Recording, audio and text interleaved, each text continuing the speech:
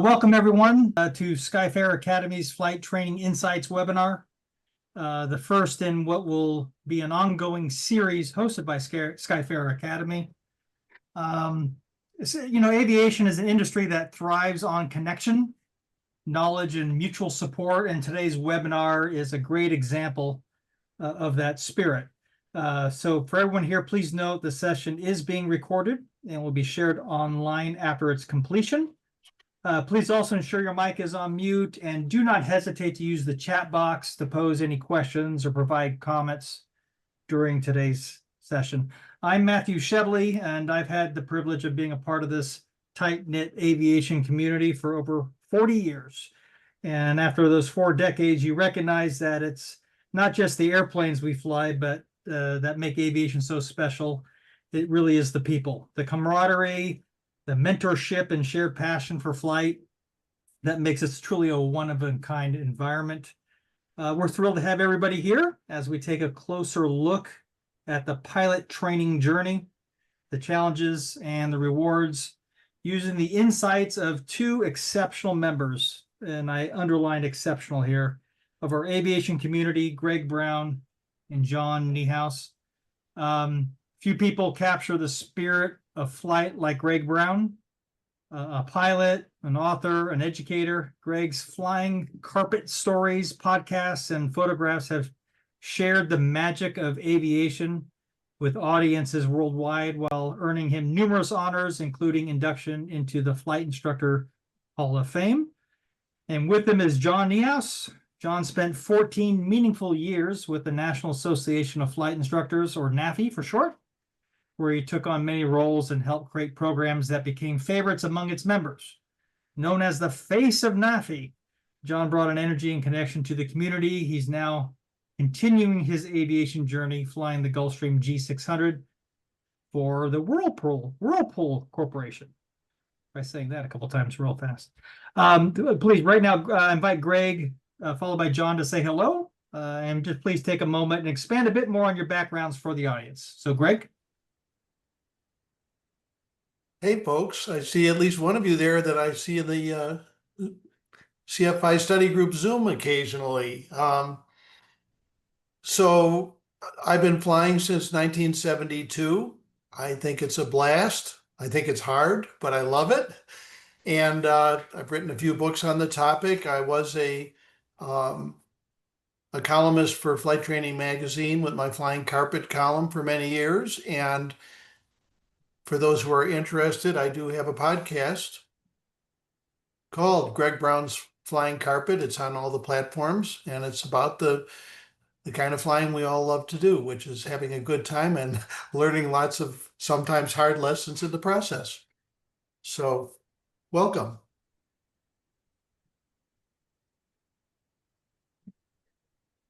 I guess I'll just go for it. Yeah, sorry, go ahead, John. Sorry about that. Yeah, no, you're good. You're good. So I'm John, and I have sort of done a little bit of everything. I did go to a 141 school. I've been flying since 2004, and I was a flight instructor for a very long time. Did a little bit of everything there as well, Part 61, 141. And then obviously I spent time with NAFI as their program director. And, as far as career is concerned, airlines, charter, private, corporate. So yeah, I think the common trend is I've dabbled in a little bit of everything. Nice one. Now this is gonna be a really nice hour or so here. For everybody, please, before we take off here, a simple request, please take the time and let us know in the chat box where you are coming in to us from and what stage you are in of your pilot training journey. And while you do that, just let me give a little note about Skyfarer Academy, where our mission is to help students and pilots at every stage of their aviation journey achieve their goals by making flight training more accessible, effective, and personalized. I think simply we believe that every pilot's path is unique. And whether you're just beginning your aviation journey or advancing your skills as an experienced pilot, Skyfarer is here to help and help you determine the right direction. I think one of the biggest challenges for new students is understanding what they truly need from their training, from finding the right instructor to identifying the right flight school and learning environment. Well, Skyfarer is here to help guide someone through those choices they face with clarity and confidence, helping them match up with the right flight instructors and programs that align with their goals and learning styles. So we're just not helping people become pilots. We're helping people become lifelong learners, safe aviators, and passionate members of our aviation community. So it's with that mission here now that we get started with today's discussion via a format that will pose various questions to Greg and John, which will facilitate perspectives and insights from their combined flight training experiences. So if you guys are ready, let's jump right on into the first question. All right. Students often have to pick an instructor without knowing what matters most. What should they look for when choosing a flight instructor or flight school? So turn to Greg and John. I guess I'll jump in for it, Greg. So I think that it's a little bit tough because some of the bigger schools, especially if you go with a collegiate program or a large 141 school, picking your instructor isn't really a luxury that you'll get. So in some cases, when that happens, you just kind of hope for the best instructor that you can find. Now, the caveat to that is I think it's important to remember that it's okay to not get along with your instructor. It's okay to not feel like they meet your needs. What's not okay is to not say something. So if you are assigned an instructor and you have no control over who that person is, if you give them a chance and if you fly with them a little bit and realize that this just isn't working for any number of reasons, it's important to say, you know what, I think I might need to find somebody else. You're not insulting the instructor. And as an instructor myself, if I ever had a student that said, hey, I just can't learn with you, or I would like a different instructor, I would actually be kind of proud of them for standing up and saying, like, this isn't working. I've worked really hard for what I've accomplished so far. Money is obviously, it's a very expensive thing to do. I want them to get the most bang for their buck in that case. So I don't think there's a whole lot of instructors out there that would take offense to that if it's in the best interest of the student. And unfortunately, in my case, I didn't do that. And it's one of the things I actually regret from my own training is having sort of persevered and stuck it out. I spent way more time than I needed to trying to earn that certificate. Yeah, totally agree. Greg, how about your perspective? Well, I agree 100% with John. I was fortunate that my first instructor was very good. His name was Bob Vetter, but I grew up in a flying family. My dad had airplanes, so I had a good sense of where all this was headed. That probably helped me. But for someone who's new to it, who's seeking an instructor, in answer to the question, I would, when you can interview instructors and interview different flight schools, I encourage you to do so. Of course, I agree with John in some circumstances, especially the academy structure, it's hard. But if you have the opportunity, interview a few instructors and interview a few flight schools, and some questions you can ask prospective instructors to see if they're going to work for you. One, detail the process by which you'll complete your training. Tell me about my training. How's it organized? What am I going to do? And if you have any instructing philosophy, please share it with me. Okay, so I'm looking not only at their answers, but if they are structured and have their act together on some of this stuff. Two, it's wise to ask for an explanation of a technical point or two, like what exactly are these stalls I keep hearing about? Or how does a plane turn? Because you're going to find out there whether the individual can explain things to you in a manner you can understand. Ask about an approximate completion date to earn your pilot certificate. And if you have some objective in mind, run it by them and see what they say. I'd really like to take my family on vacation next summer, or I'd like to get going on my instrument by next spring, or something like that. See what they say. See if they can help, if they can predict to some degree how long this will take. You want to hear realistic flight time and cost estimates. This is expensive, and it does drag on for some people in some circumstances. See what they have to say about it, how realistic they seem, and what you make of their answers. And when time comes for your first flight, rather than doing the standard discovery flight, which is usually only maybe 20 minutes long, say, no, I want to take my first lesson with you. You'll get so much more out of it, where they'll give you pre-flight briefing, explain things, and then take you up and have you actually fly enough so you really have a sense of the plane and the instructor. So those would be my tips on interviewing and evaluating potential instructors and picking the best one for you. And I agree 100% with John. If you're feeling like things aren't going well with your instructor, you're doing no one a favor by staying with them. And it's then time to, within whatever structure you're in, see if you can make a change. No, I sort of rolled the dice, Greg. I'm glad that you went the direction you did, because I was going to say the same thing. To dovetail on one of the things that Greg mentioned, I think the idea of learning how the instructor teaches is very important.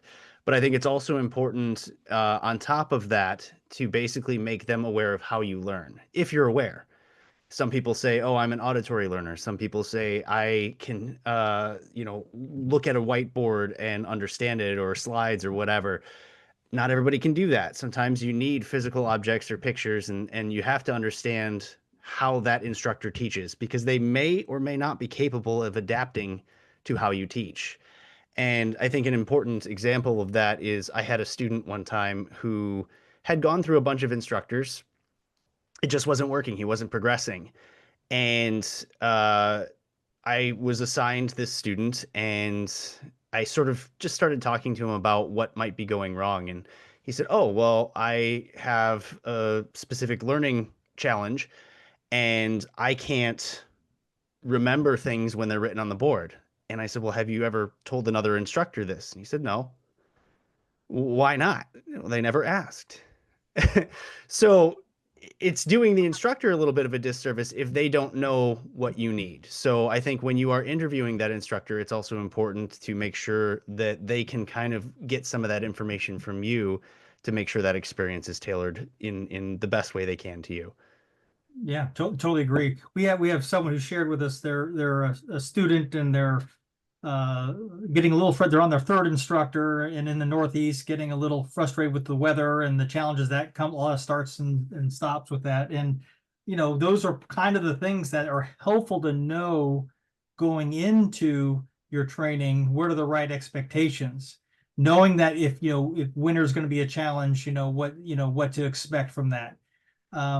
If you haven't done this before, knowing that young instructors who want to go to the airlines, you might have a higher turnover during your training and that. So there can be real frustrations out there when you start something and find yourself not meeting your expectations, and whether that was known ahead of time or not, that's something that's good to know. So, but thank you for sharing on that.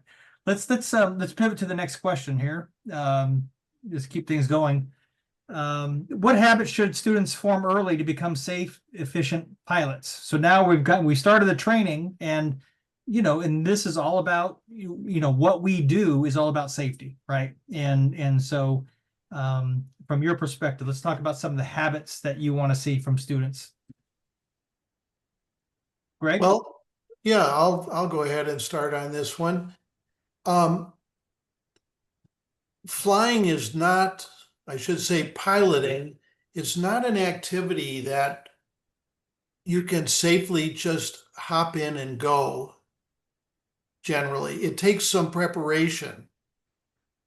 And getting into your mind that I need to prepare for each flight is super valuable at several levels. First of all, if you prepare for each lesson, a good instructor is going to tell you what you're doing next lesson, and maybe even give you a reading assignment. If you do the preparation, that is going to make the lesson more productive, and it's going to make the ground training shorter, and it's going to save you money. So those are those are visceral reasons why. Yeah. But you also want to get in the habit of looking at the weather every time before you're going to fly and being aware of what the status of the airplane is. Has it just come out of maintenance, which means, hey, better be extra careful in case something. Sometimes there are surprises when a vehicle comes out of maintenance, as you know from your car or your bike. So a big part of this is to be sort of start your flight the night before your lesson or your flight in terms of looking at the variables involved.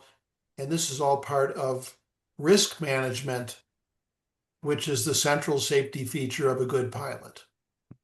Yep, exactly. John, your thoughts? Yeah, I mean, I absolutely agree with all of that. And to take it a little bit further, I think that one of the main things an instructor's role is to be, as NAFI would say, because they use this word a lot, but I think it's apropos, is mentor. I think that when a student walks in the door, whether they're the student to that, like to you as the instructor or to another instructor, you have to remember, just like, not to sound like I'm comparing flight students to children, but you have to remember they're a sponge. Students are a sponge, and they will watch the decision-making processes of more experienced pilots. So I think that what we are really looking for students to kind of realize very right away is sort of that decision-making process. How do I get from point A to point B, and how do I make the right decisions along the way? And part of that is what we call personal minimums. So it's being honest with yourself and saying, okay, I feel good up to 5 knots of crosswind, but man, 7, that's a hard no. But when you're in that situation, when you're standing there at the airplane and you really want to go to fly, and it's 7, and you go, oh, well, I'm sure it'll be fine. No, it's sticking to that. I said a day yesterday that if it was 7, I'm not going to go. When I've got people staring at me going, are you going to go or not? It's upholding that personal minimums and saying, this is dangerous. I told myself I wouldn't do it. I'm not going to do it. And that's how you keep out of trouble. Yeah. So I think it's really important to make sure that you understand what personal minimums are and learn to uphold them in yourself. And if I may add one more thing to that, because that is such an important point. A good instructor should welcome your involvement in the decision making. As a new student, this is hypercritical that you ask the questions when you're wondering, can we handle 7-knot crosswind today in our lesson? And that you take command of the flight to a degree of saying, well, I'm a little concerned about this, should I be, and so on. So that the instructor is hearing what your concerns are, and you are preparing yourself for the decision making in your future as an independent pilot. Mm-hmm. Yeah, absolutely. I think you both have nailed both the preparation needed, the attitude towards each flight, and along with the personal minimums, I think are key. I would just add one thing from my perspective, is I always look for students to don't take anything for granted. So when you come out and the plane just came back, don't rush through a pre-flight. It's a safe flight begins with a good pre-flight, and I think that as an instructor, supporting that habit of also not rushing, being early if you can, and giving yourself time just to make sure you be methodical and go through all the steps that you need to get into the air. I think it also goes with it. But both your points are very well taken. So thank you for that. So. I think methodical is a good word, because how often do we run a checklist and we go, oh, I have this by memory, or oh, the fuel selector is always turned on. It's never off. I don't need to worry about that. And I think your point is very well taken, because it's very easy to skip through things.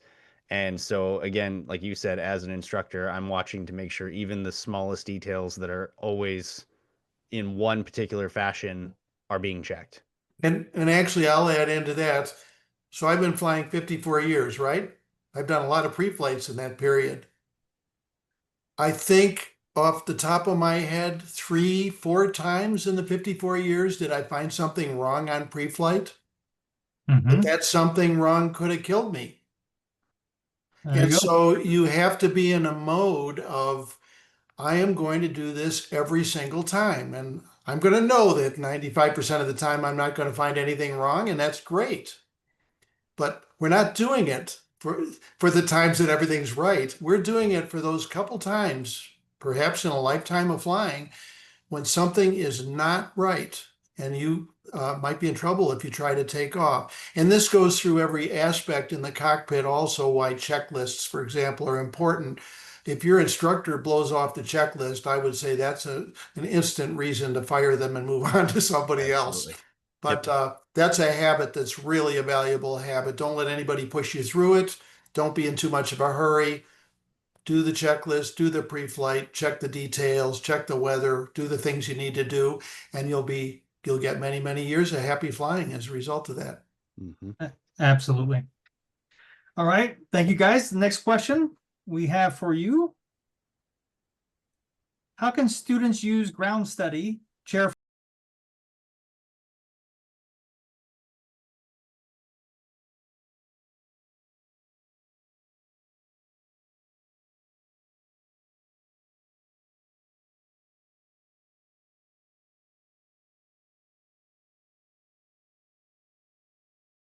these aids in helping us learn?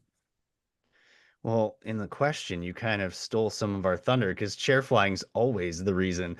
Y- You know, as with anything, if you look at flying, you look at learning to play an instrument, learning to play a sport, practice is absolutely an important part of the process. It's not just okay to look in the books and learn the book knowledge. It's making sure that your eyes know where to go. It's making sure your fingers and your hands know where to go. And so chair flying and simulators are a huge part of that. I think that one of the things that actually amplifies that is figuring out a way to create, I like to call it the stress of being in an airplane, but you can call it whatever you want. That distractfulness, there's 12 different things going on, and I can't just focus on doing what I'm doing. I'm trying to pay attention to the world around me. So when you get into chair flying, it's very easy to be in a quiet room in front of your nice little poster or in front of, whatever you might be using from a computer-based simulator or something like that, and you can just methodically, press those buttons. And there's a place for that too.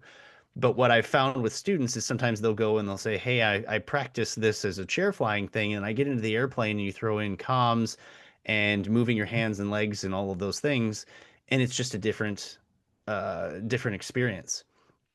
And so I like to create the suggestion of, there's a million techniques out there. Some people will tell you to balance a tennis ball on top of a textbook. I have a little game that I like to play on my app where if I'm running through checklists or memory items, I'm distracted playing this game and hoping that I don't crash while I'm trying to remember things. And so going through the process of chair flying, but then taking it a step further and creating that stress, that distraction, I think that that's where the money is. That's where you really start to learn, do I know this or not? And I've had really good success both for myself, but also for students that I've instructed as well in doing that. Yeah, absolutely. Greg? Well, I would add to that a couple thoughts. One, develop an interest, a real interest in the study part, the behind the scenes part. Why does this happen? Why is the weather the way it is where I live? What is it associated with? How does an engine actually work? And there's all kinds of resources, uh, excellent books on it, videos, courses, but you want to understand what's going on behind the scenes. And that tremendously empowers you as a pilot. Now, the simulators, I just had a very interesting experience. I did a podcast episode about it called Best First Flying Lesson Ever, where I gave a 16-year-old an intro flight, basically. I mean, an hour-long flight. He had never flown a plane before, except he had handled controls in a sightseeing plane for a minute or two, quote unquote. But he had a flight simulator at home that he had been flying for hours every day. He loves doing it. And he had another addition to this program. He had VATSIM. There's another one called Pilot Edge. So there's at least two of these where you actually talk to live controllers while you're flying your simulator. Mm-hmm. Well, the bad news about having flown for all these years is I'm not always up on just how much value there is in some of these new tools. But this young man took control of the flight, and it completely blew my plan for the lesson because he could already do everything that I had in mind for the first lesson. I gave him the controls right after takeoff, and he flew on rails right up to altitude. He could do slow flight, he could do turns. But what really blew me away, and this goes back to a comment earlier, I think, Matthew, it might have been from you. This young man on the radio sounded like an airline pilot. I mean, he knew exactly what to say. And when you think about it, that's impressive for a lot of reasons. But if you know what to say on the radio, it also means you know what's going on behind the scenes, right? If you can make a radio call and say, I'm 7 miles south inbound for landing, and I've got the information, you know where you are, right? You know who you're talking to. So there are aspects of radio. So the bottom line is, these flight simulators you can use on your computer, you will get a good start if you, we're talking about home flight simulators here. Flight sim at a flight school that's an approved flight simulator, those are fantastic. But even the ones at home will give you a good background. And if you're going to do it, consider using VATSIM or Pilot Edge. There may be others to actually incorporate communications with it. Communications take some new pilots up to 20 hours to get a handle on. Yeah, absolutely. I think to all your points, I think one of the nice things that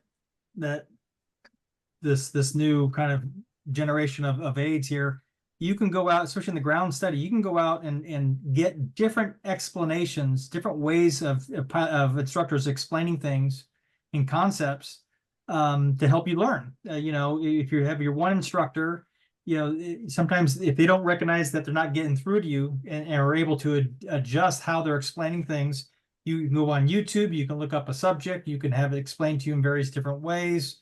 So there's just a lot of different things. And again, if you get a different instructor, send another instructor in the place and have them explain something to you, you know, just to hear different perspective and different way of doing it.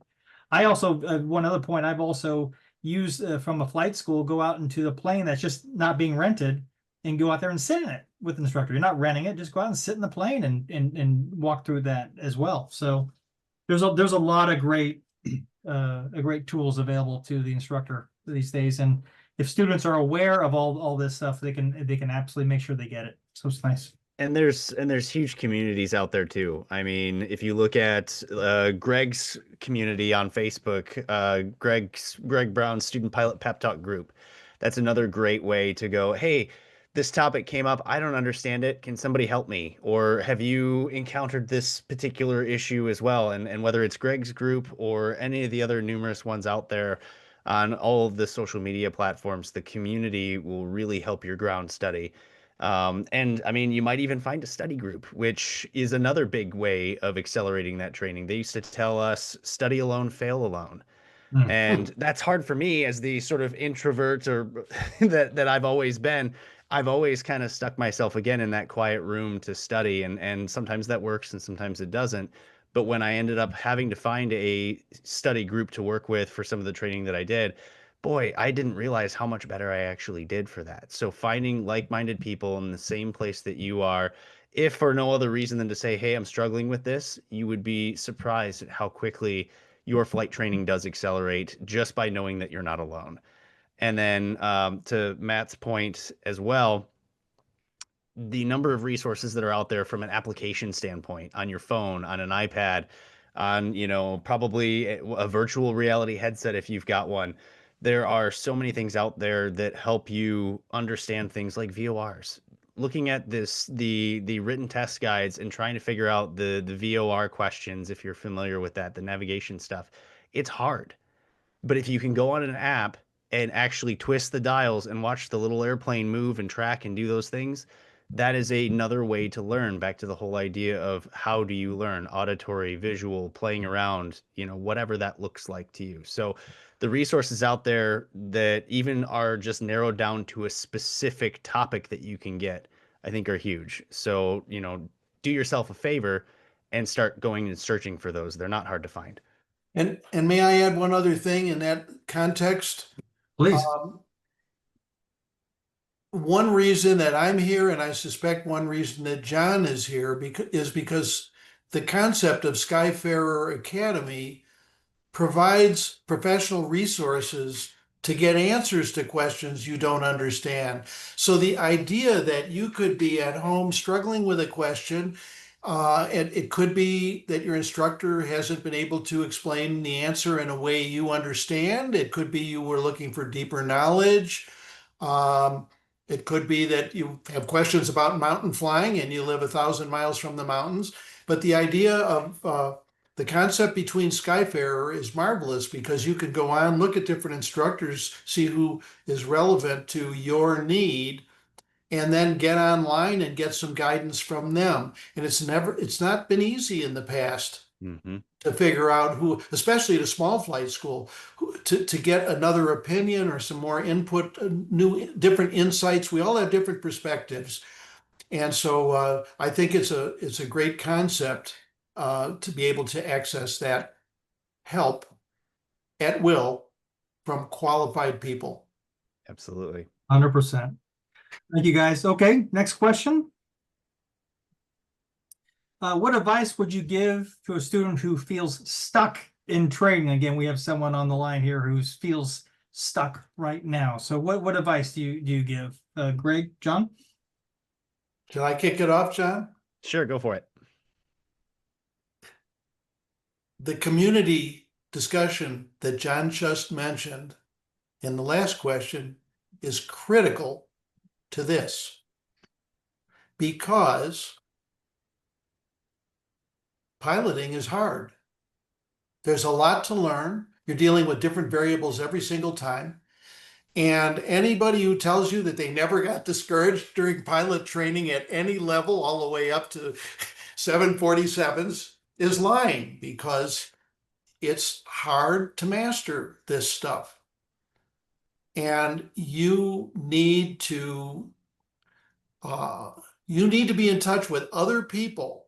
You need to know that, hey, man, I can't do landings and I've been doing this for 12 hours already, or I can't, I keep drifting off course on my instrument training or whatever. You need to have some buddies that, John, I feel like a loser. I think I'm going to quit. And John says, well, wait a minute. You're actually ahead if you're doing this stuff at 15 hours. And I'm going to show you a real quick graphic here that's relevant to this. Of course, get out of the way, Zoom thing. Okay, can everybody see that? This is on my website, by the way. Don't get discouraged. This is a graph of a learning plateau. Why is it important? It is in the Flight Instructor Handbook. I don't see it. Just so you, Greg, we're still seeing the slide here. So. Oh, you're not seeing the learning plateau picture here? I see it, Greg. You see it there? I do. Okay. Okay. So this is in the Flight Instructor Handbook. And let me tell you what it says next to it. So this is something we all study, right, when we're learning to be an instructor. In learning motor skills, a leveling off process or a plateau is normal and can be expected after an initial period of rapid improvement. The instructor should prepare the student for this situation to avert discouragement. If the student is aware of this learning platform, frustration may be lessened. This happens to everybody, the learning plateau. Yeah. So knowing that you're not alone is the single biggest way to deal with this. Yeah. Thoughts, John? Yeah, so I've got a few different suggestions. Um, the first one would be if you are at a flight school that allows it. Sometimes just going up and having a flight for no reason. Yeah, there's a cost to it. I understand that. But sometimes just going up with no expectations and no lesson and just say, "Hey, I want to go flying for an hour with an instructor." Or solo, I guess, if you have that capability, but with an instructor, and just remember why you're doing what you're doing. Remember why it's fun. Because we get stuck in the idea that I've got to cross these barriers. I got to run through the hoops, and you forget that running through the hoops is work. And you're doing this because you enjoy it. And hopefully, maybe if it's a career for you, you're going to do it for a long time. So you better enjoy it. And so you would be surprised at how much just going and having a little bit of fun on a day with no expectation of progress will wake you up in a way for tomorrow's flight to be back to where you wanted it to be. I think that that's a very huge thing. Now, I understand not all flight schools will allow that, but if you can, it makes a big difference. As an instructor, one of the other things I would do for students if they plateaued is I would have them fly with another instructor. That is not an insult to an instructor. And if your instructor is insulted by that, then they're not the right person for you. Because I always looked at it as a community, as a team. If I have a student who's struggling and they can't seem to get their landings down, and I've exhausted all of the things that I have to say about it, sometimes it just takes somebody else saying the exact same thing to make it click. I mean, I cannot tell you how many times I had a student go with another instructor and they would come back and they would say, "Oh my goodness, you wouldn't believe it. They just said if I land using my peripheral vision, it works." And of course, I'm like, "Oh, I've only told you that 100 times," but it was a different voice that really made it click. And so, I think that that's a big thing, that if your instructor hasn't suggested it, maybe even gently prodding them and saying, "Hey, I was wondering if I could fly with so and so today," just to see if maybe something they say kind of breaks the progress barrier that I currently have. And so, those are two kind of practical applications to it. And to Greg's point, I think one of the other thoughts I might have on the idea of community is also just the nature of getting in your own head and anxiety and some of those other issues. We forget as pilots we're supposed to be like mission oriented and get there-itis and all of these things, and you look at the captain at an airline who looks like they have all of their stuff together and they've never struggled before, and as Greg mentioned, they've just put up this like very professional facade of like, I know what I'm doing.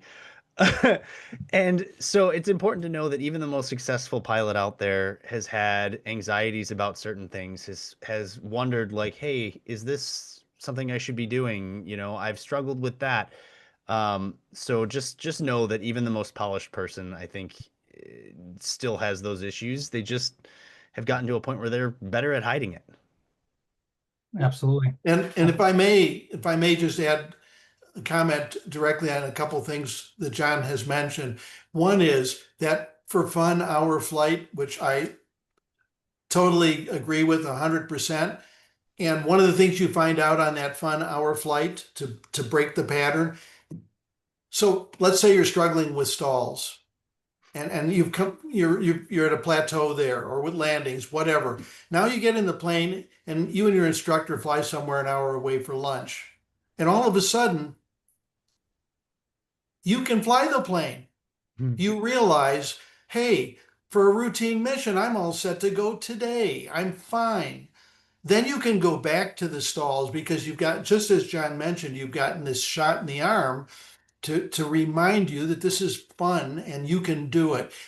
Now, different topic. John hosts a marvelous podcast currently with a woman named Gita Brown, not related to me. And their podcast is all about the mental aspects of flying. And it's a marvelous way to go. It's relevant for every level of pilot. But if you're struggling with discouragement, with nervousness, with any aspect of that part of your flying experience, which John has touched on there, it's a great resource, and I would encourage you to check it out. The Calm Cockpit. Thank you, All Greg. right. Thank you, guys. All right, next slide. What common early stage mistakes do you see, and how can students avoid them? John, why don't you kick us off on this one? I think with a lot of things, again, back to the whole idea, a lot of things that take practice. I think that a lot of students don't realize the work and effort that goes into this. A good pilot does make it look easy. But if you don't latch onto it right away, if your landings aren't perfect, if you're not satisfied with how things are going, that is normal. Very rarely, and it does happen, I suppose, to, those people I'm super jealous over. There are very few people that can jump in an airplane and then just fly it magnificently. And so just understanding that it does take time and you will mess up and you will have that landing where you get out of the airplane and go, boy, I feel like an inch shorter. Sometimes to some of us that happens in a jet. But I think that just expectations, again, from sort of that reoccurring theme from the instructor to say, you're going to mess up. My job as the instructor is to make sure that when you do screw up, that it's not, significant, but that also you learn from it.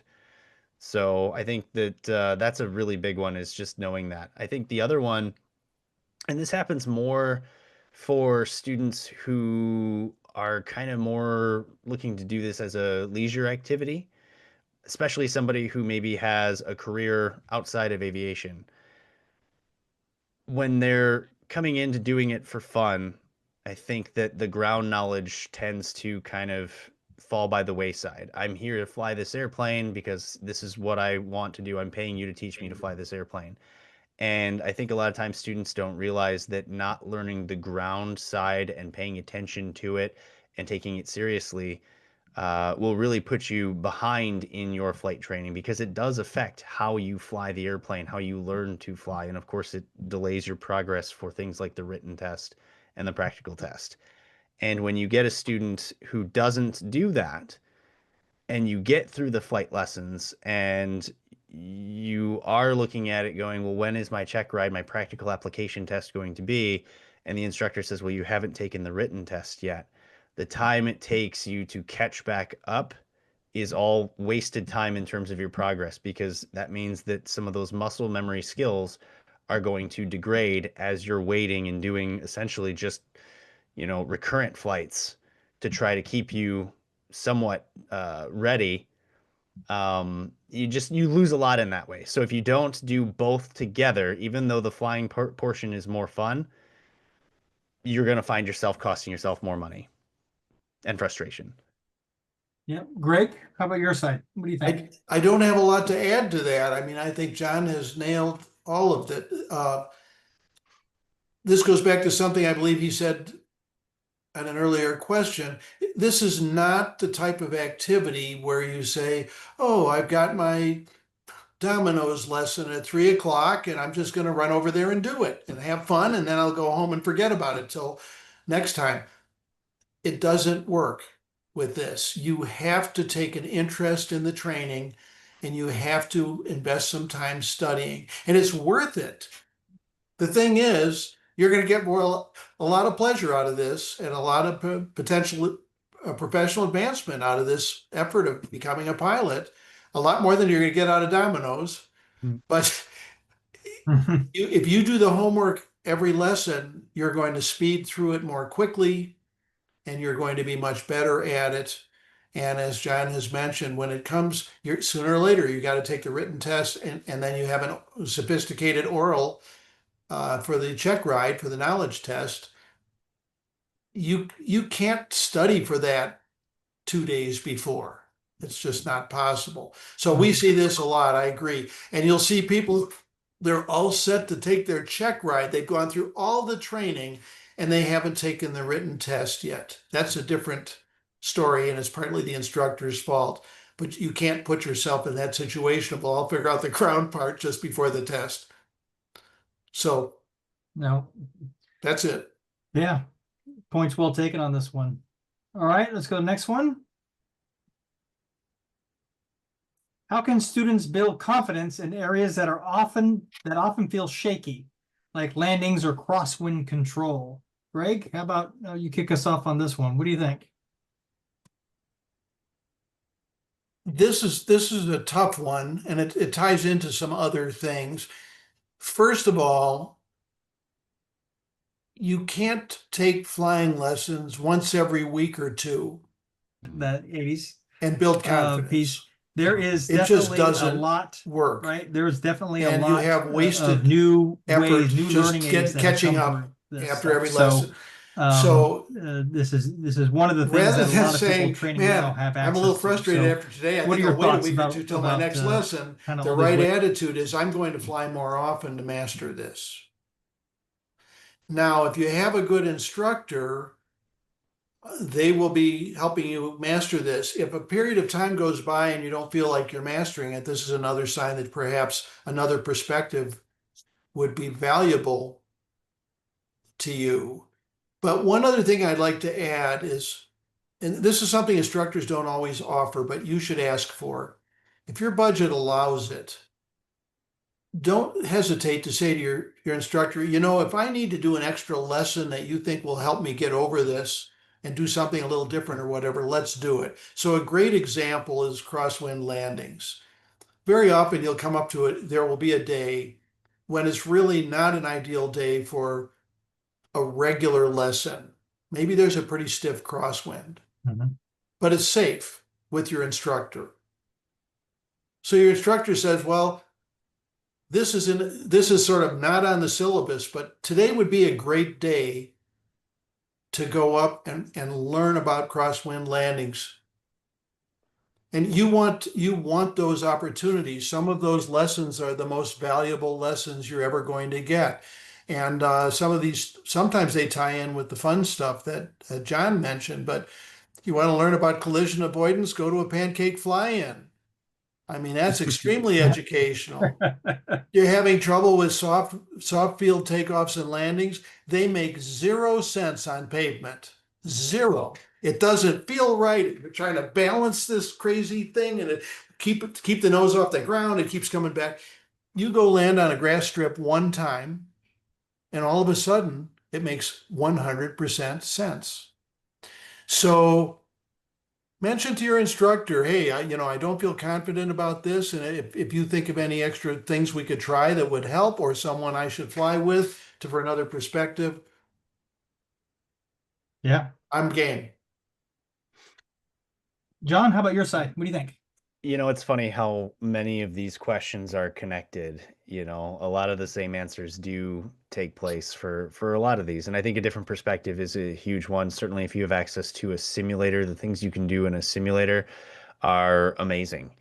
I think that to Greg's point about the crosswind, we talked about personal minimums being important. And I think there's an important distinction there in the sense that personal minimums apply for you, at least as a student, for you when you're on your own. The instructor's job is to safely push those personal minimums.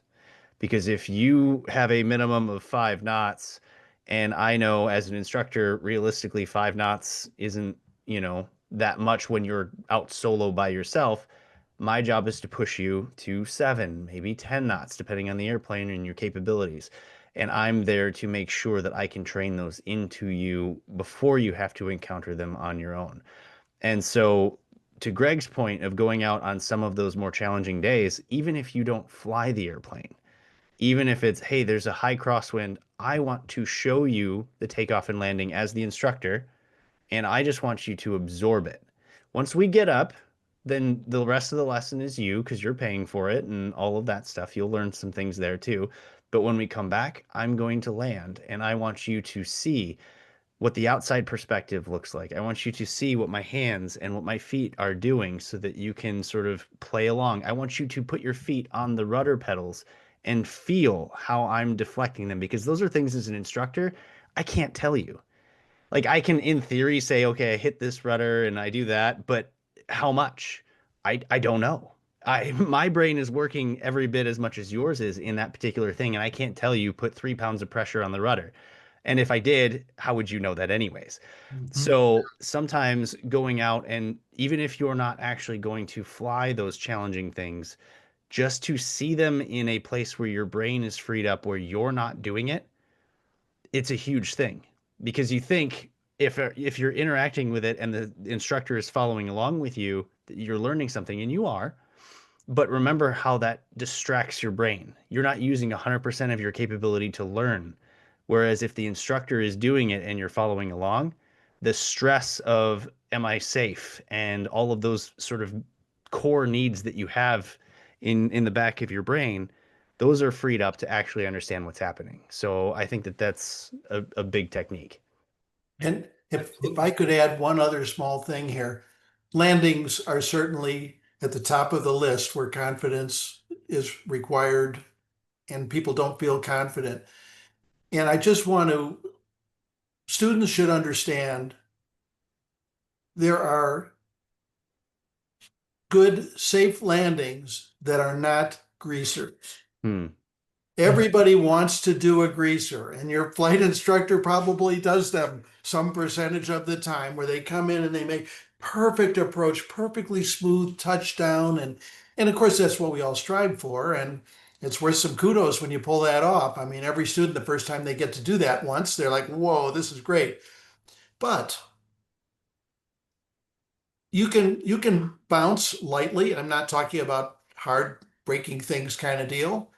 But sometimes there's a slight bounce or there's some other aspect. Maybe you drifted off the center line a little bit, but then you got back there again without causing any trouble. So it's not a perfect landing, but it's a good, safe landing. And I think when you're a student pilot, you need to differentiate your landings skills into sort of three levels. Sure, greasers, we all know perfect landing. Well, who can argue with that? Safe landings. And then what are the symptoms of something that's looking like an unsafe landing? And this is where being taught to go around and to go around being a normal procedure, not an emergency procedure, is important. But just understand when you land the plane safely and you bounce it once or twice, but it's not damaging anything, and you came to a safe stop that is a safe landing. That's acceptable. That's progress. That is skill. So don't undervalue those accomplishments. Manage your expectations, and that'll Yep. help your confidence level. I have to tell you guys 2 points. One was when I was teaching, we had a real extreme wind event happening where we were not flying with students, except we had one instructor who he thought a student would benefit from going up, and it's kind of this extreme wind. It was safe, but it was but I always thought then you could always absolutely judge the severity of the wind by the number of instructors that come out to watch you land after you guys went up. So there were 7 of us out by the runway watching this instructor and a student do touch and goes in this massive windstorm, and it was absolutely enjoyable to watch. And I have to say, when I was right before my solo, I used to train in the afternoons after high school. Here in the Bay Area, and we had very gusty winds in the afternoon. So I didn't think my landings were that good. I didn't have the confidence, and I was supposed to solo the next day. And my instructor says, "Don't worry, you got this." But I didn't know until the next day when we came out early in the morning where there was no wind. And so kind of changing that environment up. And after just the first couple landings, I was greasing. I said, "Oh, it gave me the confidence right back that I was learning. I was doing okay." So changing the environment and maybe just even taking a step back and breaking things down into smaller chunks and mastering those things again is also a good way. So, but all very good points, guys. So, all right, next question. Yeah. Oh, sorry. Go ahead. One last point. There's a very, very important distinction between an instructor who pushes their students to a level where they're a little bit uncomfortable, because sometimes uncomfortable is progress, versus pushing them to a point where they're frightened. Yes. As instructors, our job is not to scare you. Can that happen sometimes in a perfectly safe environment? Yes, that's sort of personal dependent. But as an instructor, I want to make you better, but I'm not here to put you in a situation where you are frightened, because learning is is done out the window at that point. Yeah, students will learn when they're ready and willing to and able to learn, and being frightened takes that away. Yep. Absolutely. So, all right, next slide, please. All right, what strategies can students use to stay on budget and progress steadily towards solo and the check ride? Let's go. John, why don't you lead us off on that? Once again, a lot of these are connected. I mean, it comes down to, as we've already said, chair flying is huge. Practicing when you're not in a lesson, studying when you're not with your instructor. Those are important things. Making sure that you are keeping up with that ground training. Because again, as we already mentioned, if your ground training is here and your check ride is here, it's going to cost you more money as you drag your ground training to a point of passing the written test at the end. So that is a big thing. And then just, again, finding that community and the resources. There's so much out there that will help you if you get stuck, or help push you to a higher level of learning, that any of those resources is going to save you money. Yep. Greg, how about you? I'd like to share the screen for a moment again. Hopefully we'll get to the right spot this time. Now, can you see that, folks? Yes. Okay. A good instructor is always working with a syllabus. And one of the things students often lose track of, well, any pilot's been in this situation of saying, I'm working on this, but I'm not getting anywhere. And sometimes you can't see your progress. So one thing I think is important on the post-flight, whether the instructor brings it up or you ask the question, how am I doing? Where am I on this progression? So I find it valuable to actually be able to see the syllabus and say, well, look, here you are, you're getting ready to solo soon. You're doing a good job. And so you're making progress, and you want to see that progress lesson to lesson. And this is a good way to see it. It also is an opportunity to tell you, hey, this stuff, the flight basics generally goes relatively quickly. This solo prep and landings part, that's the part that really gets dragged out. But once you're into the solo practice phase, things start going a lot faster.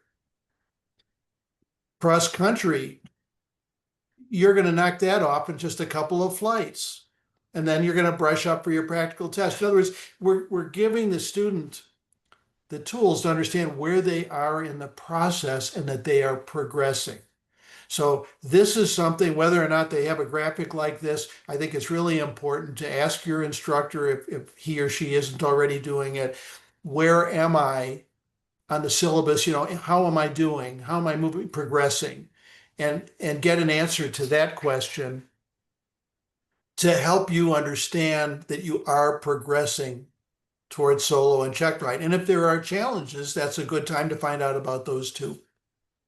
I love that point, Greg. A debrief, a nice, healthy debrief after a flight. Never underestimate the value of that. And an instructor who skips the post-flight debrief is, again, that's a red flag for me. I mean, does it happen all the time? Are there going to be time constraints sometimes where the student just has to get out the door or whatever? Like, yeah, okay, sure. But it should be a common habit for a good instructor to debrief the flight and give you some of that information of, what did you do well? What did you do wrong? How do we fix it? Because telling me what I did wrong doesn't do me any good if I don't have a path forward. And so I think that that's a absolutely huge point, Greg. Thank you for bringing it up. Well, and I'll add one other comment to this. One of the issues that instructors struggle with, and certainly students do, is how much you're getting charged on the ground for ground time. And it's generally accepted in the instructor community. It's important, it's critical to charge for ground time. Now, if you as a student are doing the studying that we've been advocating all along and the preparation, so that the pre-flight and post-flight can concentrate on these sorts of things, hey, you really came a long way this lesson, even though you were a little frustrated. Here's what you did well. Here are the challenges we still need to work on. That's what you want to be talking about. Maybe a few questions you have on the materials you've studied. But you see, if you're not studying at all, if you're not preparing, then this sort of discussion that helps you keep moving, it often gets bumped because you're busy learning something that you could have read in the book last night. It's just something to think about in terms of progressing steadily. You want to invest the money in the ground part, and you want to keep that focused on what counts for the flight, and that'll keep you moving. And you're going to do that by preparing. Yep. Absolutely. If I have to teach you how to enter a Class Charlie airspace on the pre-brief, when all I could have done is said, "Hey, what do we need?" and you answered the question, there's 15 minutes of time you just paid for. Right. When I was little, I took piano lessons and I never practiced, so we stayed on a song for weeks and weeks and weeks versus moving on. Right. And that was just, it's a great correlation right to it. So yeah, it's, yeah, all great points. Thank you guys. All right. Let's go to the next one. This will be, this will be good, for one of our listeners here. Delays and weather cancellations can be real challenges in a pilot life. How have you managed to stay motivated through tough stretches? So, Greg, why don't you kick us off on this one? Well, a simulator sure helps here. And if you have a choice between a flight school that has a professional simulator like a Redbird or one of those, and one that does not, and you live in an area where weather is a real issue, that's a huge plus because you can really continue to learn. And in those, the approved simulators even log the time. So that's very helpful. But flying even a home simulator can be very effective. And especially if your instructor will give you some guidance as to what to work on your home simulator, what to practice, what to study, or even have a session with a desktop simulator at the flight school. There's a terrific book on this. I'll try and think of it here and put it in the chat. It's an ASA book by someone who talks about how to use a personal flight simulator to advance your flying lessons.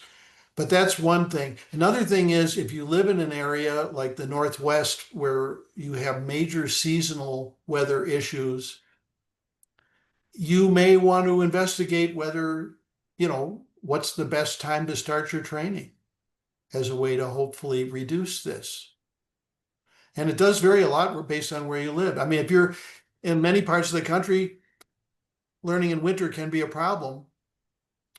But other parts of the country, like especially in southern Arizona, winter is the best time to learn because it's too hot in summer. And so that's another avenue you can look at. Okay, that's what I have to say on that. John?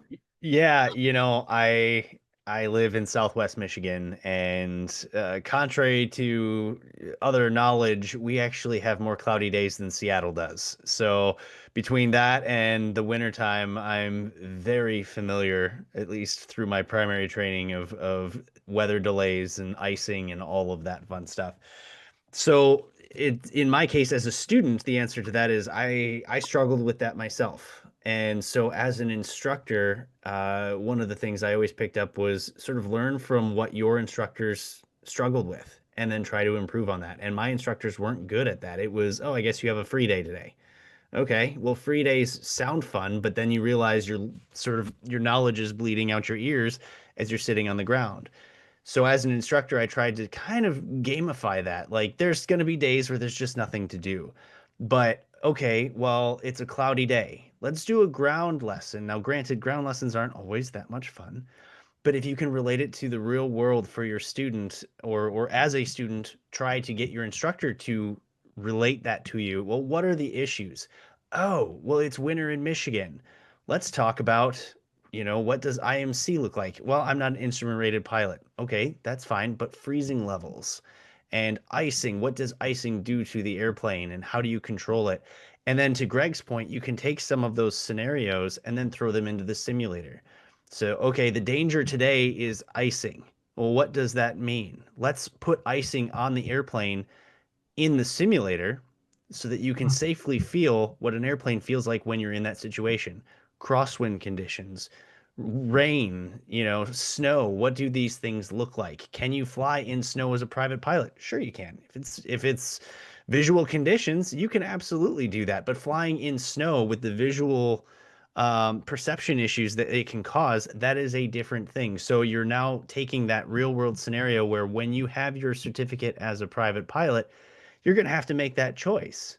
I legally can fly. Should I? Should I not? What does it look like? Do you want to fly into snow for the first time by yourself? Maybe not. And so having that ability to motivate a student or be motivated as a student by taking these sort of obscure weather challenges and put them into practice, whether it be in communication or in a simulator, I think is a great way to keep people engaged. Yep, I absolutely. agree completely. And I would just add that weather is obviously the single most challenging decision-making factor in our flying. And developing an understanding of when you're in Southwest Michigan, I flew in Northern Indiana for a long time, so I've been in that boat, John. But taking those lessons, the bad, why is the weather bad today? Could we have seen this coming a couple days ago? Let's say we're planning a trip.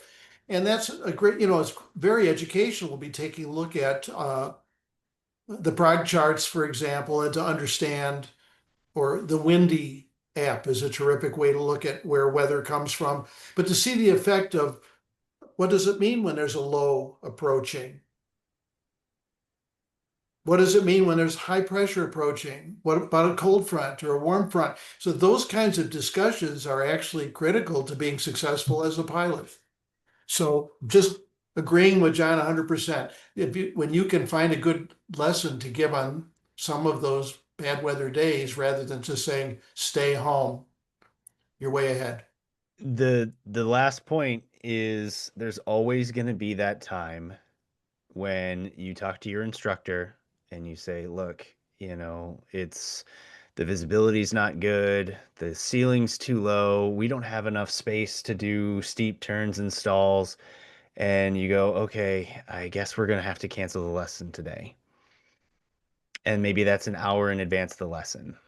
And that time comes up, an hour goes by, and it's blue skies and sunny and all of that stuff. That is the single most discouraging thing where you're like, did I make the right choice? Or, oh man, it feels like I just blew off this lesson.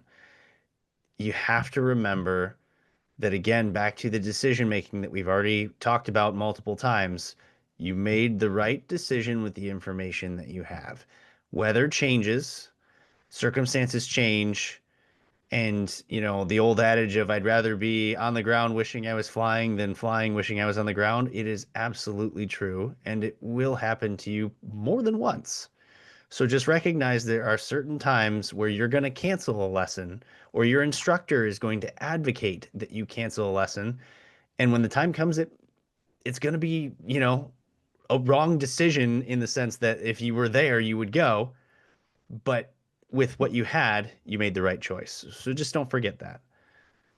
I think it's interesting that we've all had students who have a schedule they come in. So some fly on Mondays, Thursdays, and Saturdays, right?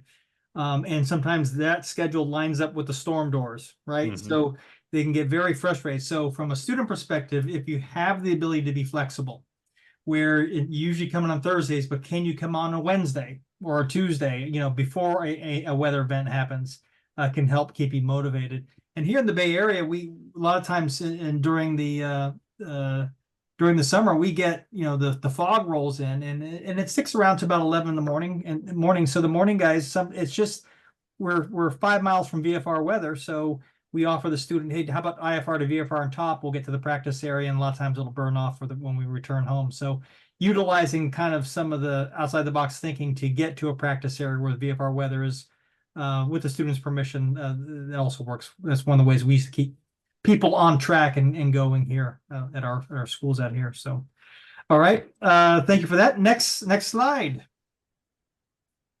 All right, John, why don't you kick us off on this one? What are the most common challenges private pilots face in staying current, and how can they overcome them?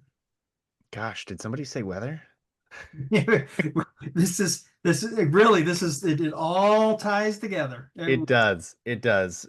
I think that we are our own worst enemy sometimes, and we don't mean to be. It's life. There are times where staying current means, oh, I have to take a day off of work, or I have to leave class early, or any of those other things. And so, a common challenge is just having a life and it getting in the way of all the fun you could be having flying.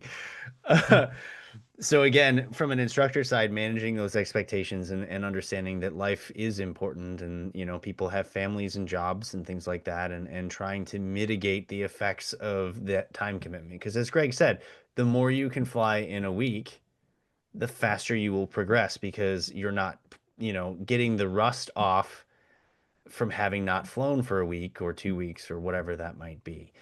And so having that schedule, and as Matthew said, like being flexible in that schedule, allowing yourself, if you're able to add flights in a week. If an instructor says, hey, I had another student cancel for me on Friday, do you want to go an extra day? If you can, yeah, absolutely. It's going to improve your ability to absorb what you have done that week, even if you're doing something new, because it all just compounds upon itself. And so, yeah, I mean, staying current, it's almost a mental game of just trying to figure out how to continuously get in an airplane while still allowing yourself to absorb each lesson. So giving yourself time in between to understand what you just did, and giving yourself time to do the pre-brief or the pre-study stuff that Greg mentioned before, so that you are prepared for your next lesson. Because a lesson for lesson's sake doesn't do you any good. You need to be ready for it. Yeah, absolutely. Greg, how about you from your perspective? Well, I'll just add, first of all, relative to John's comments, I think it's important, if you're in a position where you can be flexible, to say to your instructor, hey, sometimes I can get off of work. Please call me if there's a cancellation that we can use, and I'll try and attend, if you can do that. One thing that's happening now that's really concerning to me anyway is I'm hearing more and more about flight schools where the airplanes go into maintenance and then the planes are down for extended periods, or instructor shortage. That's not happening so much at this instant, but that can do the same thing. And those are both very difficult problems.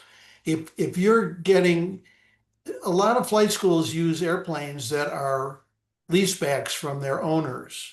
And sometimes that's not real well managed in terms of maintenance. If you find yourself at a flight school where the planes are down for maintenance unexpectedly a lot, that would be a time, if you're lucky enough to have an option to go somewhere else to look around and see. Mm-hmm. But that's a serious problem. That's a hard one, especially if you're in a place where there's nowhere else to go. I think the most important thing to understand is being a pilot is so rewarding. And if you look at the years, John, Matthew, and I have enjoyed and learned from the adventures we've had. I don't remember how many times I got delayed on my training, and you won't remember either. Mm-hmm. The day you get your private or your instrument, whatever your next step is. So there's a point of just saying, I'm going to tough this out, and happily, once I'm done with it, I'll move on to a better situation. But sometimes you just have to have that attitude. You have to believe there's a reason you started these lessons and you want to finish. And if there are setbacks, either make a change if you can, or roll with the punches. You'll never regret finishing. The day you finish, you'll forget all that other stuff. True. It's funny for kind of the way the question is also framed for existing private pilot, 3 takeoffs and landings every 90 days as a simple example. Well, don't wait till the 89th day to go out and do 3 takeoffs and landings, because just kind of like what John, you point out, there's life. You have life. Stuff will pop up, especially if you have kids and stuff. So I always kind of try to build in that life buffer into that. So, looking at kind of planning a currency flight around day 75, day 80, not waiting till day 89, right? So just kind of staying on top of knowing when your currency lapses and kind of planning around that, getting it out on the calendar, even though you might have to reschedule or move it, you have the time and the buffer to do so. So And I'll add one comment. Great point, Matthew. And I'll be honest with you, I spaced on the private pilot part. So that's all it all plays, right? Yeah, but I have actually a post about this on my website about staying current. So let's say budget is a factor or time is a factor. So cross-country flying, yes, there are skills involved, but that's expensive and it doesn't really impact your currency or your skills as much. If money's tight, go up especially when you're a new private pilot, go up every couple of weeks and just do a few landings in the pattern. If you do nothing more than that, you'll retain your radio communications, your landing skills, your aircraft control skills, and you'll be staying current on a budget. Rather than saying, well, I'm going to take a one long trip this month and that's it. You might be better off to fly more frequently for short periods. That's right. Currency is twofold, right? It's not just the legal 3 takeoffs landings every 90 days, but it's also your skill level, right? Skill sets. The Well, crispness of what you're able to do. John? yeah, and I think that one thing people forget is that you should not be afraid to ask for help. Okay? And by that I mean an instructor is not available exclusively to do your primary training, private instrument commercial. Instructors are there to help pilots of all skill levels. And so if you are on your 89th day and you were maybe struggling a little bit beforehand, you're going, man, I gotta go get current. I gotta go get my 3 landings. But the little voice in the back of your head is saying, but I'm kind of scared. Like it's been 89 days and I'm a freshly minted private pilot. Am I still okay? Am I safe? Am I going to hurt myself? It doesn't take anything at all to go back to whatever flight school you came from, or a flight school, or a flight instructor on the field somewhere, or even a friend who happens to have a CFI certificate and say, hey, do you mind going up with me?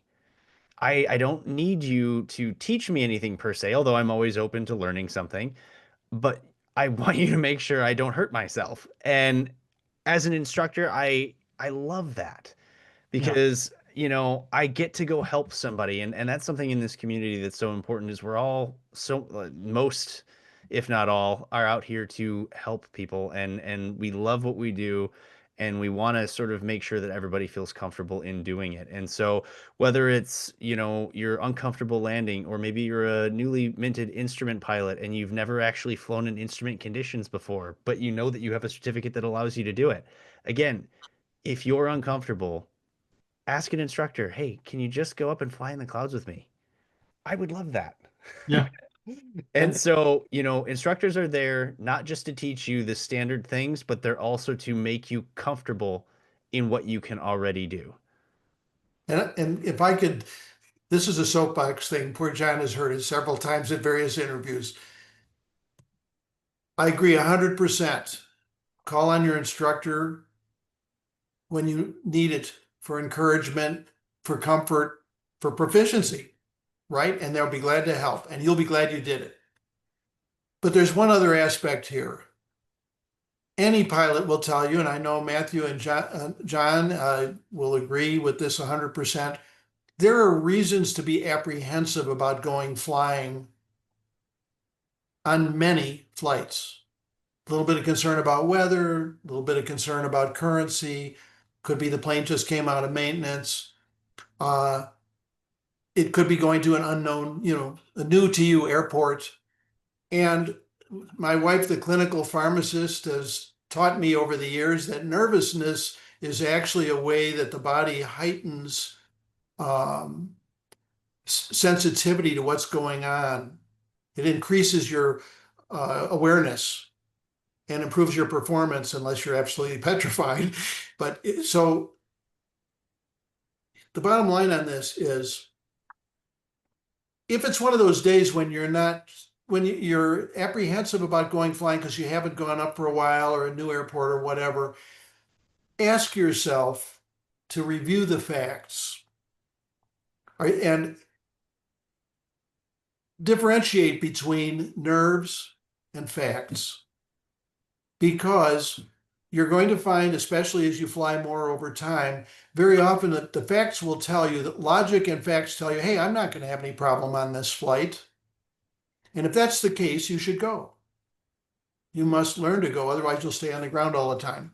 True. Now, if logic and the facts indicate there's any possible problem, that's different, right? It's not a gut feeling thing. It's rationally, this could be risky. Time to call your instructor, time to postpone the flight or whatever.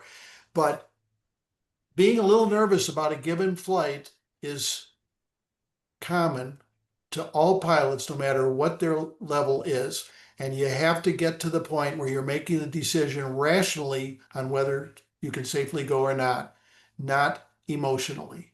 Mm-hmm. And if you think about it, the worst pilots are the ones who ignore the rational part altogether and just act on emotion, right? I'll be fine today. Yes. And maybe under circumstances where they're not going to be fine. That's the scariest one. Thank you, guys. I think we got one more slide. Let's see. Let's hit the next one here. Yes, I think this is the last one, and then we have a couple points from the audience here. Looking back, for you, Greg, we'll have you start off this one. Looking back, was there anything about flying that surprised you? Something you hadn't expected when you first started? Two things. For once, you're getting a short answer out of me, so enjoy it. Okay, two things. One is how challenging flying has been to master at every new step up.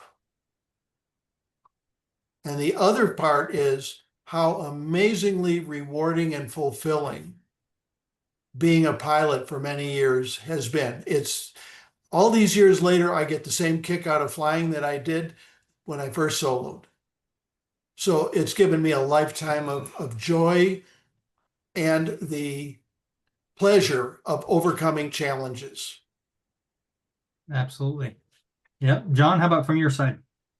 Darn, those were my two. I think for me, it's more of a personal thing. I think that we've mentioned many times over this presentation the community and pilots and everyone involved in aviation as a whole. I was surprised at how tight-knit everything is, at how good-natured people are, and how willing to help. When somebody says, hey, here's my phone number, if you need something or have questions, call me. This is a community where people aren't just saying that because that's the generally accepted nice thing to say and hope that you don't call them. When I do it, I genuinely hope that you do. I do a lot of mentorship stuff through all the things I've done, including my current company. And I just met with 45 college students at the hangar at my job to do a tour of the airplane and the facilities and sort of help them with their career progression. Like, how many careers do that?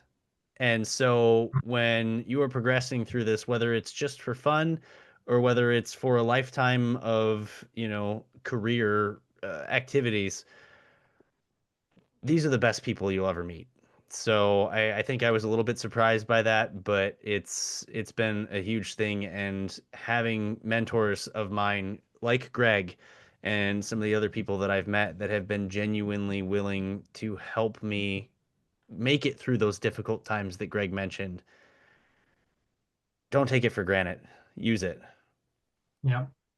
Yeah, absolutely. From my own perspective, I think clearly the one thing that surprised me when I became a private pilot was how much I look back, how much I actually didn't know. I mean, it's from really how an alternator worked, what an alternator did, simple things like that, to really how planes and why planes flew, and sort of just how much I didn't know, and how that old adage, license to learn, really was in play with me after that. So we're at the kind of the end here, but I want to get Timothy posed a question, and I want to preface this question. it's, when we talked about Skyfarer's mission and helping people decide, find the right instructor, find the right flight school or program. One of the things what I remember when I was riding my bike around trying to figure out where I wanted to learn to fly was I always thought about what type of airplane do I want to fly? Do I want to fly a high wing or a low wing? And what did I want to get into? So really that was kind of my first filter as a kid, ready to learn to fly. Timothy here is in his IFR training, and he's learning to fly in an airplane that meets the basic requirements, the FAR requirements. And he's asking, is that good enough, or should he be looking for an airplane more modern equipped? And I think it's an interesting question, because really you go down to an airport, you're going to find airplanes that maybe have the traditional quote steam gauges, traditional 6-pack, or you have these TAA aircraft, these technically advanced aircraft that have the glass panels and so forth.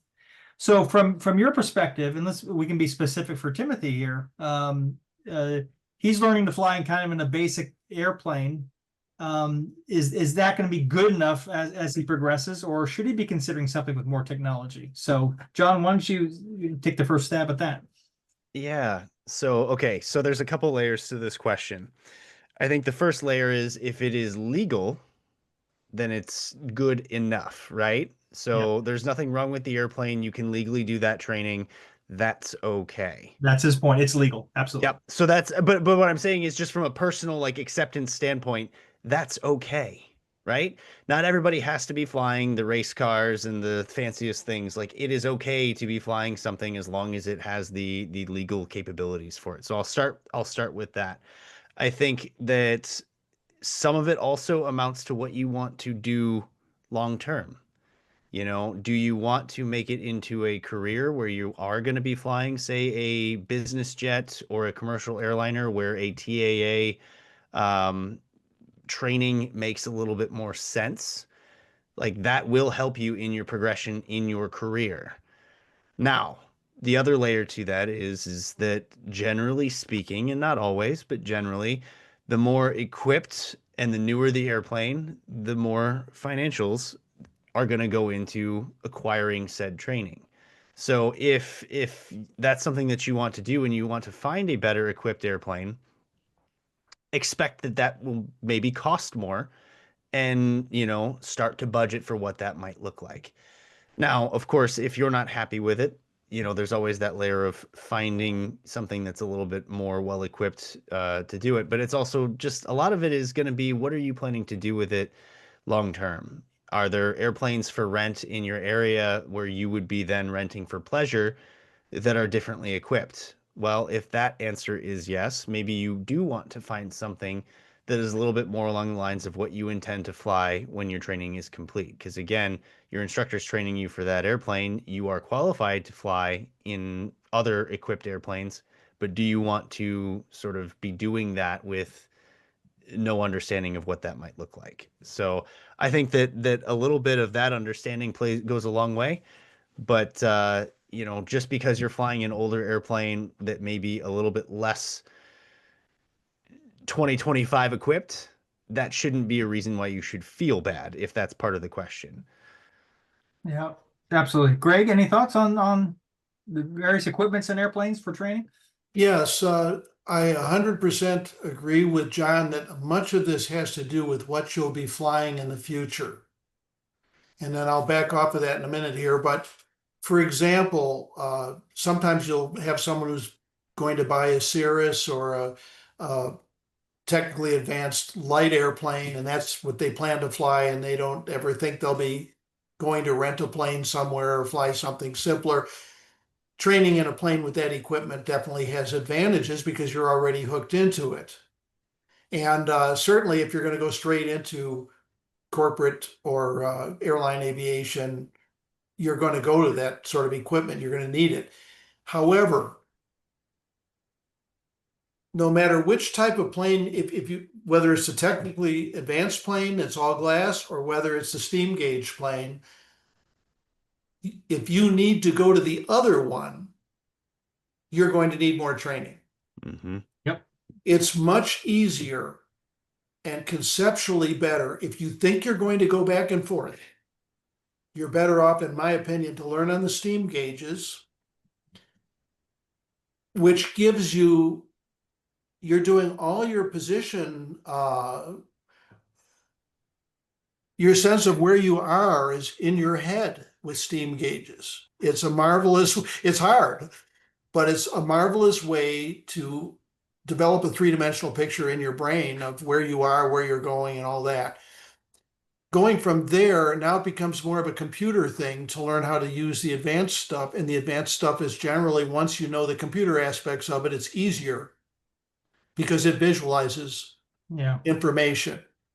So the only time I would say better to train in a technically advanced airplane in the first place is if you envision you will not have to go to steam gauges in the future. I do remember Jason Blair telling me, he's a very active, thank you. He's a very active DPE up in Michigan and John's neck of the woods, telling me that a bunch of the people who trained at Western Michigan University in technically advanced aircraft faced real problems going out into the rental world. And what was out there was steam gauges, and they were totally unequipped to go to steam gauges from TAA. Okay, so in summary, if you think you're going to continue in glass cockpits, then by all means train in them. If you think you might need to do both or go back and forth, I would recommend training in the steam gauge airplane and then take some further training, because you're going to need further training to go in either direction, but it'll be a lot easier to go from steam gauges to TAA than the other way around. Yeah, absolutely. If you jump now, you're learning to fly IFR and you're learning to fly the equipment versus concentrating on the IFR part first and then getting comfortable and then transitioning and learning the equipment, which you can also learn in a VFR environment as well as in the IFR environment. So we're out of time, but again, Timothy, thank you for that question. I have to say, at the very beginning, I said aviation is an industry that thrives on connection, knowledge, and mutual support. And I think today, Greg and John, you provided a great example of that spirit. And I can't thank you guys enough for taking the time and joining us here this evening. A big thank you to everyone who was joined us. Thank you to Nick and the Skyfarer Academy team for putting this on. And please, we look forward to the next webinar at some point put on by Skyfarer Academy. But again, thank you, Greg. Thank you, John. And again, appreciate your time. Well done. Thank you for having me. Thank you. Thank you. Goodbye, everybody.